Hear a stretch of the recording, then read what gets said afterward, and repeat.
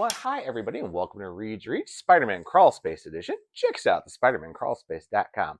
Well, everybody, we're in the new studio, ready to review our first actual issue here with, of course, my co-host, old Squishmallow Fway Coco. Right, Fway? Exactly. Let's get it going here with Amazing Spider-Man 30, aka 994 in the Legacy number, by Joe Kelly and Pete Woods. So, how did this conclusion to the Spore storyline go? Well, let's get into the pros. First of all, I will never say it enough. I love Pete Woods' artwork. Honestly, it works for a story like that. Really, the colors, the designs, the battle scenes work extremely well. I mean, it's very Fleming, considering how Spore's powers work. It's actually got a little thing with a little craziness and creepiness of it. It definitely gives you that kind of like crazy Alice in Wonderland with Spider-Man mixed in. And I actually have to say, when he's using his spider sense, which, you know, as we found out last issue with Peter training with Daredevil about how to use it in a better sense, worked extremely well. I do like how the artwork goes with the battle scenes, as well as even thing with Knitsugi and everything else, considering it's Dr. OM's son. And we actually see that is nice, which continues with the pros. It was actually nice to see him, that he's a normal high schooler. He's dealing with, basically, it looks like cancer or some kind of immunity disease, but he isn't the unpopular school. He's not bullied. He actually has friends. He has a life. He's an A student.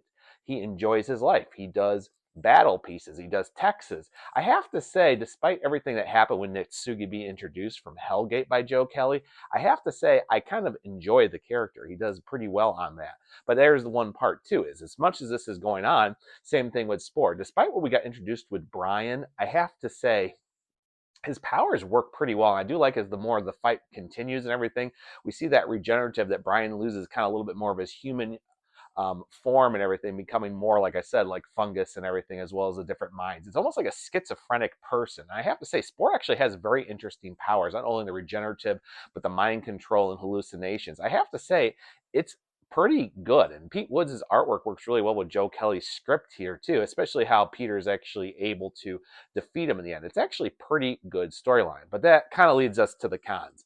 The story also brings up that apparently there's suppressed memory issues here too, that apparently maybe the history between Brian and Peter wasn't right. Apparently now Peter committed arson. Does it have to do with that child abuser they were talking about in the flashback in a couple of issues ago? Or is it something completely that maybe Peter doesn't really know what's up from what's down? It's leading to a lot more confusions and issues on the storyline. And of course, we got to do our buddy Big Rick here, because like I said, despite what just happened with Peter, he brings in the pizza. He's like, could he have just killed you to give me some mushrooms on this pizza? And then Peter's going, well, Aunt May hates mushrooms. And she's like, truth. And Peter just got dealing with fighting his former classmate, who is now, and coworker, who's completely lost his mind and become a living mushroom. And he's still saying, well, maybe the mushrooms are coming. I'm a little tired of Joe Kelly trying to make Rick, or Ricardo, as we get a little bit of his origin story, that he actually immigrated from Cuba during the Castro areas, and that's how he got up, and he had a little family issues when he thought he could start his new life in New York, and his life didn't quite go away. It wants to add a little bit of humanity to Ricardo's character and May's boyfriend, but at the same time it comes off kind of cliche, and he just sounds like a guy who just wasn't listening.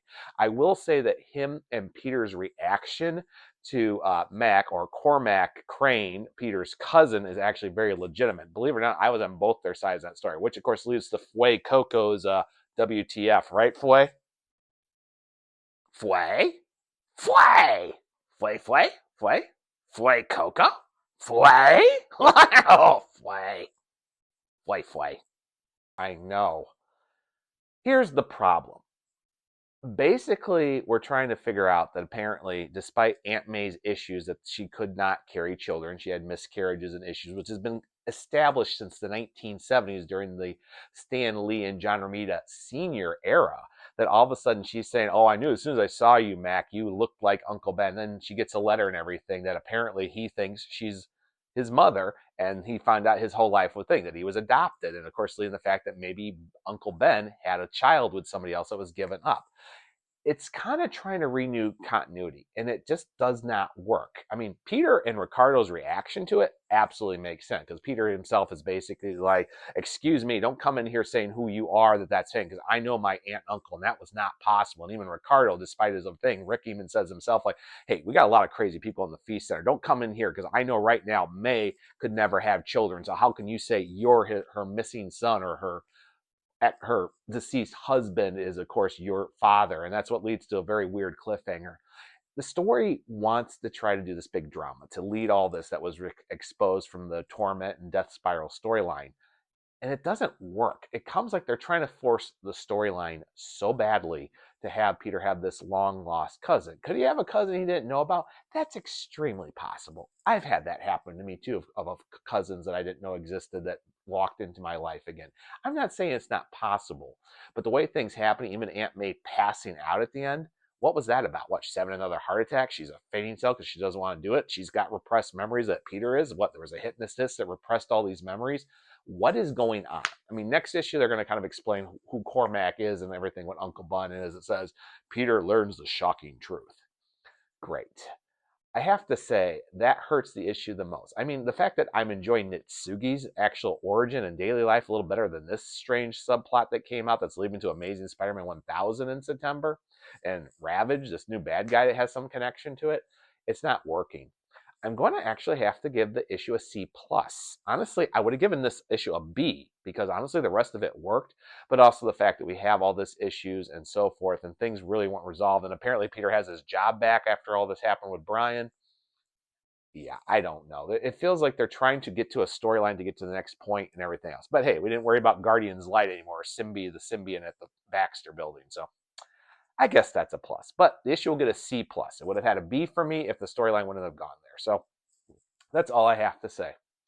Well, guys, on that note, if you've liked the new studio and the setup here and my co-host here, Fway, please like and subscribe. Hit that bell here for more everything. And, of course, check us out at the Spider-Man Crawl Space for the most latest Spider-Man news, reviews, and more. And after that, everyone, I will talk to everybody later on the Crawl Space. Bye.